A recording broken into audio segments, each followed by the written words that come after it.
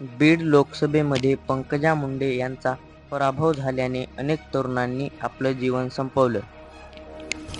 त्यांपैकी अहमदपूर तालुक्यातील येस्तार येथील सचिन मुंडे यांच्या कुटुंबियांचे पंकजा मुंडे यांनी सांत्वन केले. यानंतर जर कोणत्या कार्यकर्त्याने असे टोकाचे निर्णय घेतले तर मी राजकारणातून संन्यास घेणार अशी विनंती केली. कृपया कोणीही आत्महत्या करू नका. मला 90 दिवसाचा कालावधी द्या. ही सर्व परिस्थिती मी बदलून दाखवेन. त्या तुमच्या अशा कृत्यांमुळे मला अपराधासारखं वाटतंय. सर्वांनी संयम बाळगा. फक्त इशाऱ्याची वाट पहा. मी मुंडे साहेबांची लेक आहे, मात्र तुम्ही माझ्यासाठी लेकरासमान आहात, अशी भावनिक साथ पंकजा मुंडे यांनी घातली. यावेळी मोठ्या संख्येने मुंडे समर्थक या ठिकाणी उपस्थित होते. त्याचबरोबर भारतीय जनता पार्टीचे पदाधिकारीही उपस्थित होते.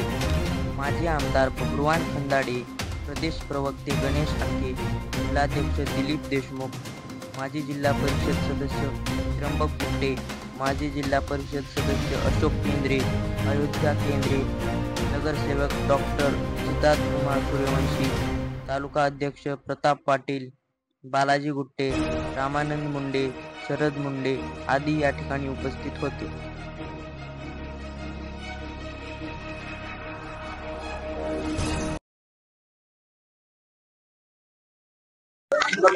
आवाहन करते आणि मी पदर पसरते, कृपा करून तुम्ही सगळे स्वतःच्या जीवाला जपा.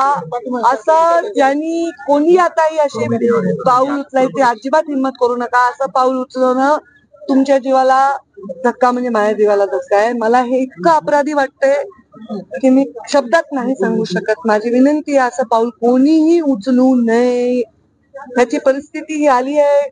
सगळ्या मुंडे साहेबांवर प्रेम करणाऱ्या, माझ्यावर प्रेम करणाऱ्या, विश्वास ठेवणाऱ्या असंख्य अशा लोकांवर ही परिस्थिती आली आहे. निवडणुकीमध्ये पराभव अत्यंत ग्रेसफुली स्वीकारून मी तिथून गेले होते. आभार दौऱ्याला येते असंही म्हणले होते. पण ह्या घटनांचं जे सत्र सुरू झाले, सचिननी जे आता आत्महत्या केली, तेव्हा मी दिल्लीमध्ये होते. तिकडनं येईपर्यंत इतक्या आत्महत्या झाल्या की रस्त्यामध्ये सगळ्यांना भेट करत मी आले. माझी विनंती आहे की लोकांनी असे पावलं तरुणांनी उचलू नये. आपल्या परिवाराचा, बायकाचा, पोराचा, आई वडिलांचा, भावंडांचा, समाजाचा विचार करावा. मी खंबीर तेव्हाच राहीन जेव्हा तुम्ही खंबीर राहाल. आणि मी जर खंबीर राहते, मी जर पचवू शकते सगळ्या गोष्टी, तर तुम्ही पण त्या पचवल्या पाहिजे. आपला नेता जसा आहे तसा आपला कार्यकर्ता असला पाहिजे.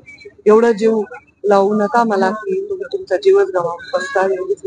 राजकीय परिस्थिती जी आहे ते आतापर्यंत तुम्ही म्हणजे अनेक वर्षांपासून राजकारण यावेळेला हे राजकारण जे आहे ते वेगळ्या दिशेने हे राजकारण न्यूनगंड लोकांच्या मनामध्ये निर्माण करणारं झालं की आपल्याला काही आपली अवकाश नाही, आपल्या बोलण्याला काही मान्यता नाही, आपण कधीच बदलू शकत नाही समाजात, अशी एक परिस्थिती वाटायला लागली लोकांना. असं वाटतंय मला. माझं आकलन आता अत्यंत प्रथम दर्शनी असं वाटायला लागलं. ते असं नाही व्हायला पाहिजे. अनेक वर्ष लागले लोकांना समाज एकरूप करून सगळे जगायला, आणि परत तशी परिस्थिती निर्माण होऊ नये. एखादा नेता एखाद्याच्या गळ्याचा ताईत करण्यासाठी 50-50 वर्ष जातात, 2-2 पिढ्या खपतात, आणि अचानक ते नेते बाजूला राहून आज एक नवीन नेतृत्व निर्माण करण्याची क्षमता ईश्वरात आहे. तिथे कोणी ईश्वर नाही. आणि त्यामुळे ह्या लोकांची जे भावना आहेत त्या भावना फार महत्वाच्या आहेत, आणि त्या भावनांसाठी माझं राजकारण आहे. मी काही ईश्वर नाही, मी काही कोणाला रिप्लेस करू शकत नाही.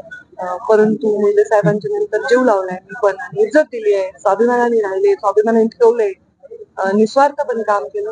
भावना लोकांच्या मनामध्ये असल्यामुळे आपण दिल्लीमध्ये होतात पुढचं राजकारण म्हणून तुम्ही विधानसभेकडे खूप समोर पाहताय. त्याचबरोबर आता विस्तार असेल किंवा अनेक पदं अशी आहेत की राजकारणात आपल्याला सामावून घेतलं जाऊ शकतं, असं काही यावर आता काही विचार करू इच्छित नाही ना. मी पक्ष सूचनेवर त्याच्यावर करून चर्चा करू.